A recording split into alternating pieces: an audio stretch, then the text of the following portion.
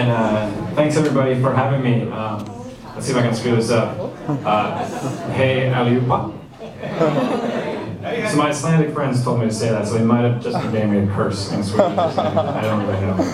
But anyway, yeah, thanks so much for having me. I was just gonna talk to you guys about Double Fine and my experiences there. Some of the things I've been working on. The question of what is the next big thing is, of course, a super hard one. I think I kind of have two answers for it that I'll work my way through. But the first, I think, is going to be augmented reality, which is kind of a weird answer for, I think, someone coming from a place like Double Fine.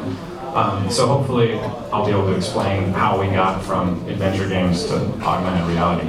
And then for the studio, of course, I can't really talk about Double Fine without bringing up the Kickstarter. Crazy, unexpected Kickstarter event, which has definitively, determined for us, Double Fine, what the next big thing is. It's pretty much crowdfunded games. So let's see, I got some notes here. But yeah, that reverse trajectory that we talked about. So Double Fine started in 2000, and we did Psychonauts and Brutal Legend. And while we were working on Brutal Legend, kind of funny thing happened.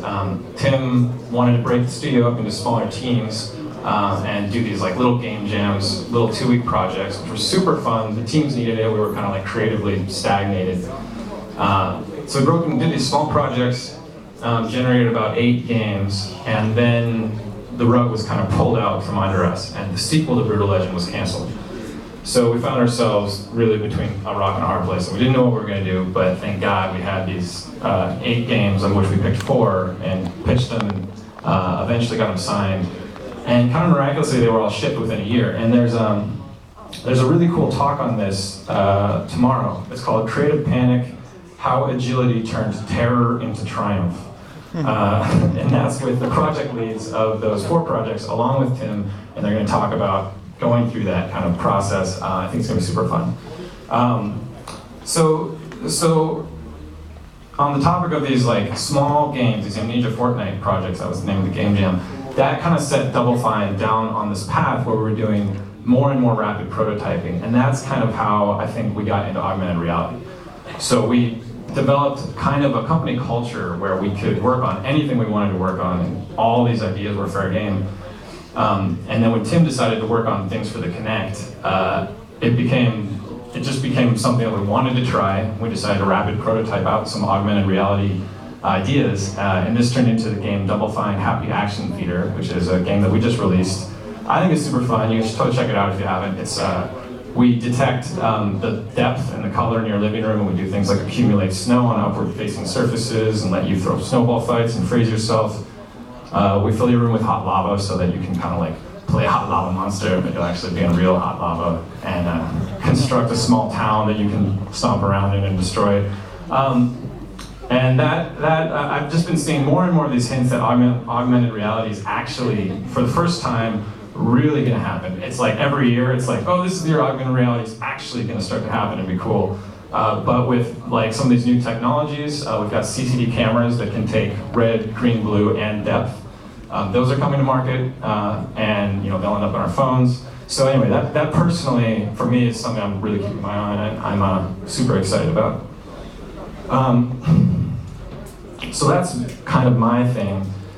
But for the studio, of course, it's Kickstarter. I think for the longest time, ever since Brutal Legend 2 was canceled, Double Fine's been kind of looking for a way to make the games that we want to make and get in touch with our fans without being at the mercy of the publishers, because we are a third-party publisher, or third-party developer, that is. And we got a bit of a start in this with independent funding of Stacking, Costume Quest, and the Mac version of Psychonauts, and today actually Stacking is released on PC, which we're super excited about. But then we had the crazy idea to try Kickstarter, and so we put it out there that we wanted to make an adventure game, and we asked for $400,000, and then took bets in the company whether we'd be able to hit $400,000, and kind of like, well, we hit above or below, and pretty much everyone was like, if this happens, it'll be a miracle.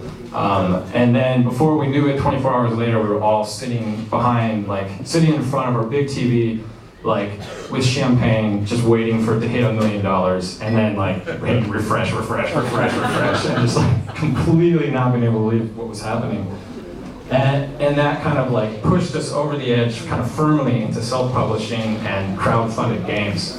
And we still have good relationships with publishers, we're still working with them, but it really let us kind of continue that evolution towards rapidly prototyping games and going from, instead of going from these big game to big game, we're able to work on smaller games and games of all sizes.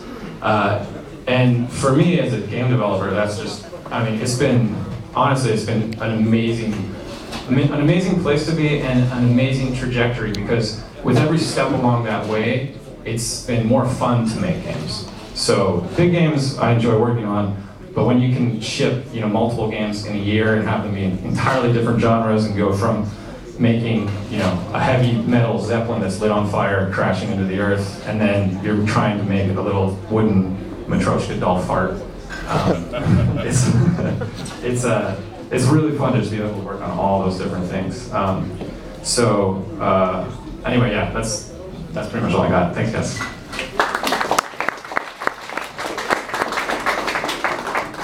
Excellent, dude. Thanks a lot. And so with your success with Kickstarter, that's really inspiring, and it seems that with social media, crowd is the prefix to everything, crowd marketing and crowdfunding, etc. But is there really enough crowd to go around for all the developers? Okay, so that's a great question. Thank you. I tried. I don't think that necessarily it has to be the case that games go from being published to like being entirely crowdfunded and everybody has their niche market pegged and the niche market contributes directly to the games.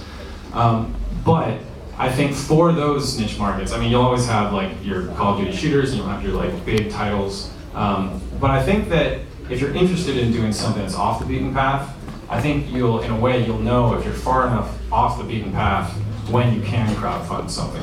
So maybe that's the test. If it's weird enough and obscure enough, but people are still excited about it, then maybe you can do it.